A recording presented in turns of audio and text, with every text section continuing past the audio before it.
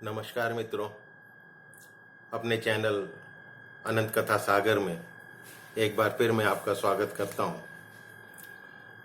और आज एक उस क्रांतिकारी की कहानी लेकर आया हूं जिसको इतिहासकारों ने बिल्कुल भुला दिया।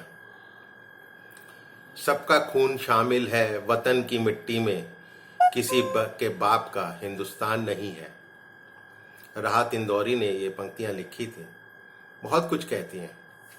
यदि इतिहास उठाकर देखें तो अंग्रेजों के विरुद्ध लड़ते हुए पता नहीं कितने ही क्रांतिकारी वीर शहीद हो गए थे, लेकिन बहुतों को इतिहास ने उनके हिस्से का वो सम्मान नहीं दिया जिसके वो अधिकारी थे।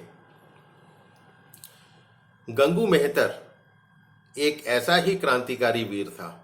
उन्होंने अपनी अंतिम सांस तक ब्रिटिश साम्राज्य के विरुद्ध लड़ाई लड़ी और शहीद हो गए। उन्होंने आदि विद्रोही का तमगा हासिल किया। बहुत कम लोगों को उनके बारे में जानकारी है। कोशिश करते हैं कि वो कौन थे। नाम गंगादीन उर्फ गंगू पहलवान एक 6 फुटा गोरे रंग का, चौड़ी छाती, लंबी भुजाओं वाला था। उसका जन्म कानपुर देहात के अकबरपुर गांव में हुआ था। जन्म की तारीख के बारे में अधिक जानकारी नहीं मिलती है। उन्होंने एक सती चौरा गांव में 110 एकड़ जमीन में एक अखाड़ा तैयार किया था। कुश्ती के दांव पेचों में माहिर थे और गंगू उस्ताद के नाम से भी जाने जाते थे। 1857 के विद्रोह के समय उन्होंने, जब बाजीराव पेशवा का निधन हो गया था, तब नाना साहब पेशवा बनकर अपनी सेना में उन सिपाहियों की भर्ती कर रहे थे। उन्होंने कई नीची जाति को भी अपनी सेनाओं में भर्ती किया था। गंगादीन ने एक नगाड़ा बजाने वाले के रूप में सेना में भर्ती हुए थे। जब सेना युद्ध के लिए जाती थी तो उनका मनोबल बढ़ाने का काम वो करते थे।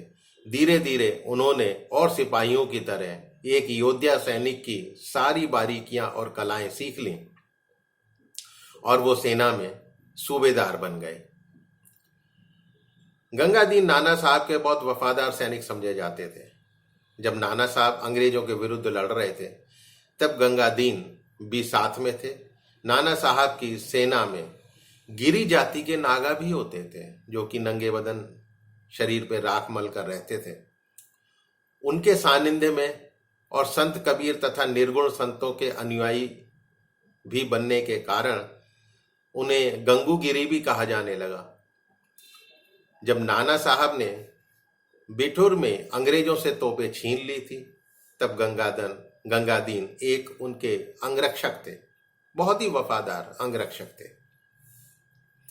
एक दिन 1857 के विद्रोह के समय गंगादीन सती चौरा के अखाड़े में कुश्ती कर रहे थे और अपने बच्चों को सिखा रहे थे।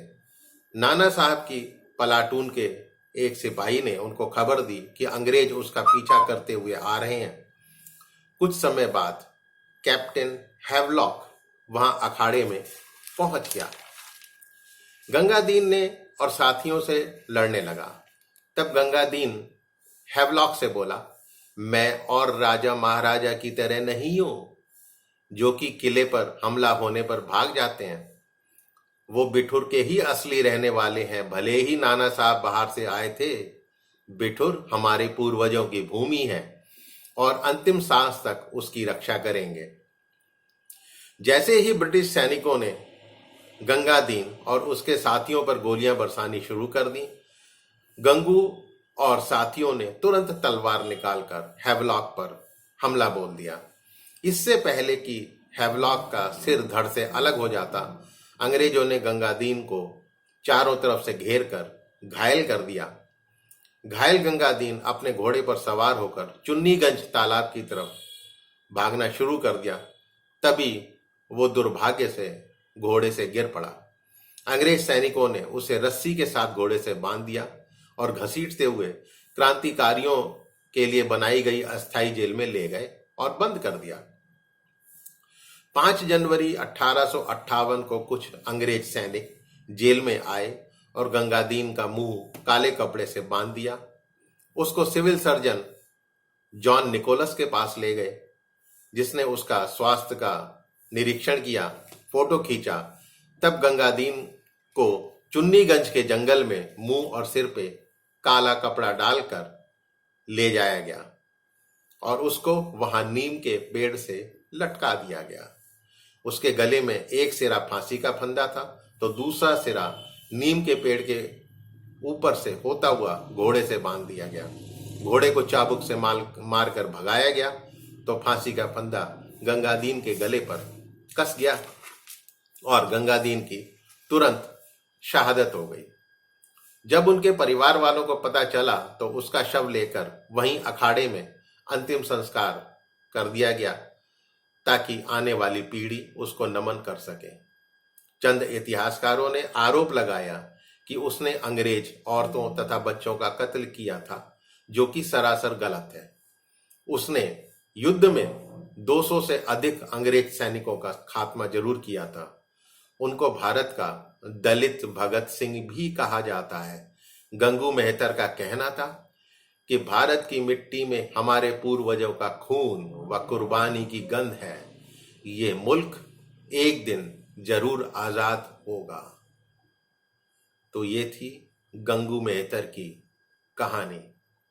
उम्मीद करता हूं कि ये कहानी आपको अवश्य पसंद आई होगी और यदि आपको कहानी अच्छी लगे तो इसको अपने आने वाली जनरेशन को सुनाइएगा जरूर। मेरे चैनल को सब्सक्राइब कीजिएगा और अपने इष्ट मित्रों के साथ इस चैनल के लिए शेयर कीजिएगा। फिर मिलूंगा एक अगली नई कहानी के साथ। तब तक के लिए नमस्कार।